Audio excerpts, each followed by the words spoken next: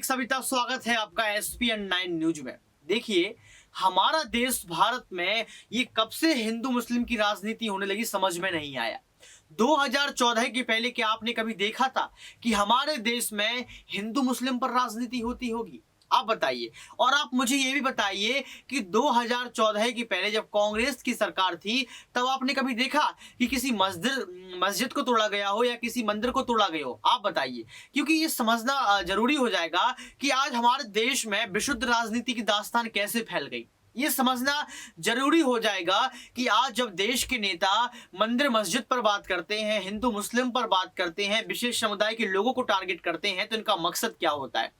इनका मकसद ये होता है कि हिंदुत्व को फैलाना। इनका मकसद ये होता है कि हिंदुओं के वोट तो ले लेना, लेकिन मुस्लिम लोगों को ये एहसास करवा देना कि आप इस देश का हिस्सा नहीं है। बताइए, क्योंकि लगातार ये जो खबरें आती हैं वो कहीं ना कहीं दिल दहला देती हैं। आप ये सोचिए, कर्नाटक से बड़ी खबर आ रही, जी हाँ, कर्नाटक से बड़ी खबर आ रही है।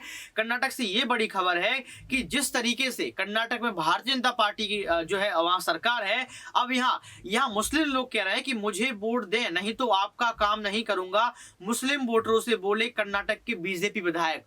और मुस्लिम वोटर ने ये बात कही है कि कर्नाटक के जो बीजेपी विधायक हैं उन्होंने साफ तौर पर कह दिया है कि मुझे वोट नहीं देंगे आप तो हम आपके लिए काम नहीं करेंगे, मैं आपके लिए कुछ भी नहीं करूंगा। देखिए, ये खबर है, जी हाँ, ये इंडिया टीवी की खबर है जिसमें साफ तौर पर वो लिख रहे हैं, बीजेपी विधायक मुस्लिमों से बोले मुझे वोट नहीं दिया तो विकास का काम नहीं कराएंगे, और विकास का काम और विकास नाम तो मुद्दा पर आएगा ही नहीं, वो विकास तो मुंह पर नाम लिया ही नहीं जाएगा। तो आप ये समझ सकते हैं कि जिस तरीके से तमाम वेबसाइट, जिस तरीके से विधायक का वीडियो वायरल हुआ, आप समझ सकते हैं कि यहां पर पूरी विशुद्ध राजनीति खेली जा रही है। कर्नाटक के अंदर मुस्लिम वोटरों से बात की जा रही है कि अगर आपने मुझे वोट नहीं दिया, यानी कि बीजेपी को वोट नहीं दिया, तो विकास का काम नहीं किया जाएगा। आप समझ सकते हैं कि कर्नाटक में बीजेपी की सरकार है, और अगर बीजेपी की सरकार ने कर्नाटक के अंदर काम किया होता तो आज ये नहीं कहना पड़ता। क्योंकि अभी पिछले लगभग 6 से 7 महीने में कर्नाटक में चुनाव, विधानसभा चुनाव, और विधानसभा चुनाव की तैयारी के वक्त ही यहां पर बीजेपी के विधायक ये कह रहे हैं कि अगर आपने वोट नहीं दिया, और किससे कह रहे हैं?